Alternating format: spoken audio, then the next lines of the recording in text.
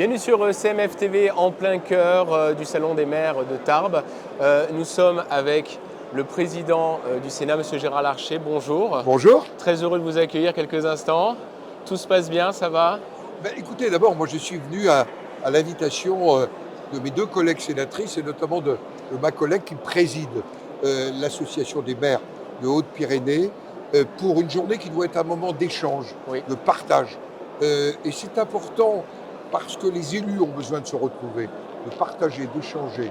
Et je dois dire que des sujets aussi concrets dans ce département que l'eau et l'assainissement, que l'évolution du zéro artificialisation nette, du statut de l'élu, tous ces sujets-là sont sur la table et naturellement les questions budgétaires.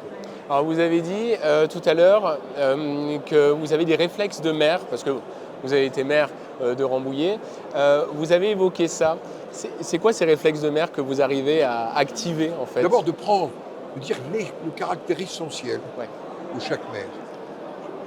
Notre pays, c'est un puzzle de 35 000 communes. Alors, des communes de taille différente, d'histoires différentes. Dans ce département, nous avons même des communes de plaine, des communes de montagne. Et cette réalité-là, c'est cet assemblage qui fait la cohésion de la République. Dans ces temps de division, dans ces temps de difficulté, dans ces temps parfois violents, le lieu où se construit encore la cohésion au quotidien, c'est la commune. Mon réflexe de maire, c'est aussi de faire des comparaisons. Tout à fait. Citer l'exemple de la difficulté à réaliser aujourd'hui. Prenez cet exemple d'un centre de loisirs que j'ai inauguré comme maire honoraire il y a quelques jours.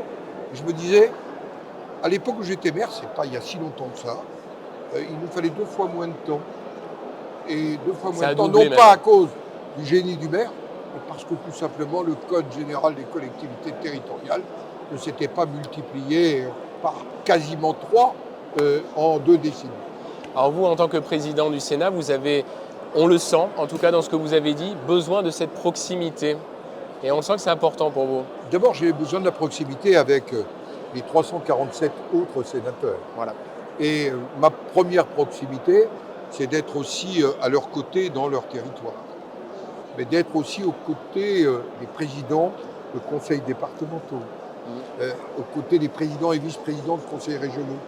Parce que cette construction territoriale, ne l'oublions pas, c'est 70% de l'investissement public dans notre pays. Et donc, j'allais dire, une forme de garantie du niveau de nos infrastructures, mais aussi une garantie, quelque part, de l'activité économique. Quelle est la question qui revient souvent, parler de ces temps difficiles? Qu'est-ce qu'on vous demande à vous en tant que président du Sénat? On vous demande comment nous pouvons faire que le maire, c'est pour reprendre une formule du président de l'AMF, c'est le premier kilomètre. Et il ne faut pas qu'il soit le dernier kilomètre. Vous voyez ce que je veux dire. On fait reposer sur lui aujourd'hui tous les problèmes de la société. Et il faut que chacun assume sa part dans les projets de société. Et il faut que le maire soit reconnu au cœur de la démocratie. Et c'est quelque chose d'essentiel. Vous les avez encouragés, vous les avez soutenus, on a entendu votre discours. Je pense qu'ils ont été touchés quand même par tout ça. Vous savez, la formule « le maire est à portée d'engueulade », j'aurais dû la protéger. Non. Mais il est aussi à portée d'espérance. Tout à fait. Et je pense que cette espérance du quotidien, je le vois, je l'ai vécu dans mes permanences de maire, je le vis aujourd'hui dans ma permanence de sénateur aux côtés de ma collègue Véronique Matillon qui m'a succédé. Le maire, c'est aussi le porteur d'espérance et de la réalisation du concret. Je viens de prendre un exemple là, c'est tout simple. Un centre d'accueil pour des jeunes autistes, c'est d'abord à partir d'une commune que les choses se sont faites. Donc des éléments de solidarité.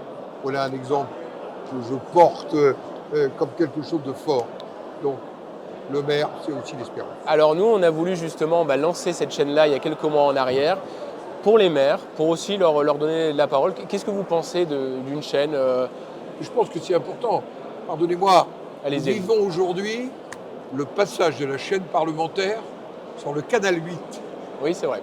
C'est-à-dire à côté d'Arte. Et je pense que les collectivités territoriales ont intérêt j'allais dire, à communiquer, à partager, que ce soit par le son, par l'image, par le numérique. Et je le dis parce que demain, puisque c'est en fait demain que nous passerons sur le canal 8, je porterai avec la présidente de l'Assemblée nationale cette chaîne parlementaire parce que c'est un élément d'ailleurs d'un meilleur partage, d'une meilleure connaissance, d'une meilleure reconnaissance et l'occasion de passer un certain nombre de messages. En tout cas, moi, je voulais vous remercier de votre gentillesse de nous avoir accordé cette interview pour CMF TV. Non, mais merci pour ce que vous faites. Quelque part, vous accompagnez aussi le travail des 35 000 maires de ce pays. Et ne l'oublions pas, les plus de 400 000 élus territoriaux qui forment un filet de sécurité dans notre pays. Merci beaucoup, Monsieur le Président.